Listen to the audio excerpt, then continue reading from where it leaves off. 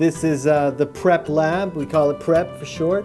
And I'm going to talk to you today about variables.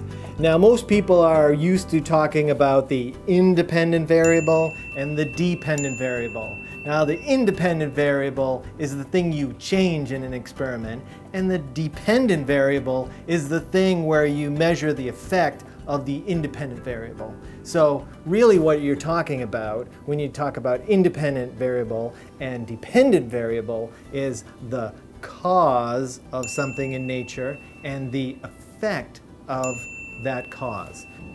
So why is a cause and effect relationship so important in science? Well, if we can connect a cause to an effect, then we can predict things. We can send people to the moon and actually get them there without them soaring off into space.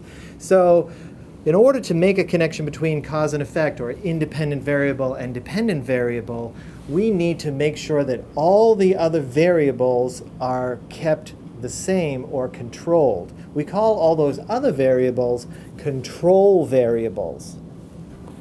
So when you do your PrEP experiments, there are 4 control variables I want you to pay very close attention to. Those 4 are light, water, the amount of soil, and the number of plants per pot. Let's look at some lights. Oh. Well, here's a setup that you might find in a classroom. Light shelf, 2 different kinds of light. Up here I have 1 fixture, down here a couple of fixtures with 2 bulbs each. Up here is what I often see in the classroom, and you might think, well, the light is the same amount in the middle here as it is out here, but there really isn't. Let me take my handy dandy little light meter and show you how the light changes in that little bit of distance. So in the middle, it's about 131, 132. And out here on the side, it drops down to about 58. So less than half the light. Less light, smaller plants. So if you want to compare between a pot in here and a pot out here, you might think, hey, the ones in the middle are bigger. Maybe that's your mutant plant. You think my mutants are bigger, but they're not really. You've just given them more light. So what can you do? Distributes the light more evenly if they're right underneath the light. You can also rotate your pots so that they don't always get the same light, or the same pot isn't in the same position.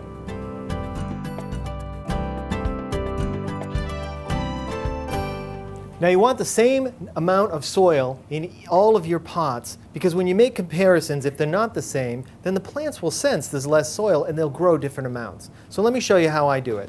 I have a bucket of soil here and a couple of pots, and I can just fill it up visually, where I'm using the bottom one to compact that soil so that it's level with the top. And that's just one way for me to know that they're the same. But if you really want to make sure that they have exactly the same amount of soil, or very close to exact, I can just put them on a balance here. And that's, let's see, this one's 116, 117 grams. And this one is about 112. So I can just add a little bit more in there. Put it back on, and I'm right around 116 or 117. So that way I have 2 ways of knowing that I have the same amount of soil in the pots.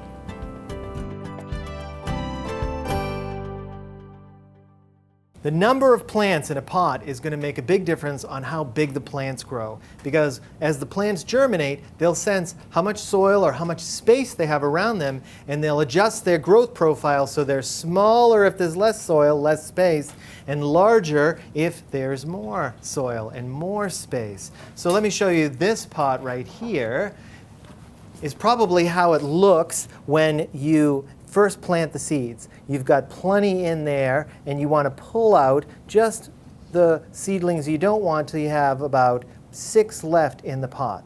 Okay? Now let me go get another one.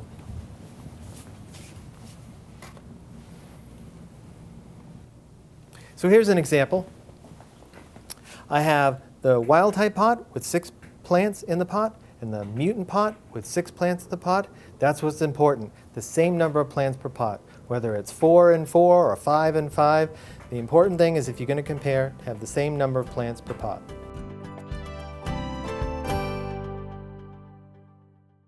Now let's talk about water. A plant in wet soil will grow more than a plant in dry soil. So you want to make sure that there's an even amount of wetness. A plant doesn't care if you've added the same amount of water to each pot because the soil will dry differently in different pots. So the goal is to have the same wetness. And one of the best ways to do that is, again, to use your trusty balance. Now, I have a pot of dry soil here, and I'm going to put it on the balance, and I can see that it weighs right around 39 or 40 grams. Okay? Now here I have a fully watered pot of plants, 6 plants in there, and I put that on there, and I can see that it's 122, 123 grams. Now, the difference between them can be used to see how much water you need to add to the plants, because 1 gram of water equals 1 milliliter of water at room temperature. So just subtract from your fully watered amount, and you can figure out how much you need to add in water. Now you might say, hey, the plants, they weigh a lot, that it's going to change over time. Well, if I put this pot with 6 plants on there, and they're fully grown pretty much, it's about the same weight, right around 121, 122 grams. So there's a little less soil in this one, but the point is that a whole pot of plants, when they're full grown, is only going to weigh a few grams. So you can use that weight to see the difference in water. So here I have wild type and mutant plants, and I've controlled all 4 of those variables.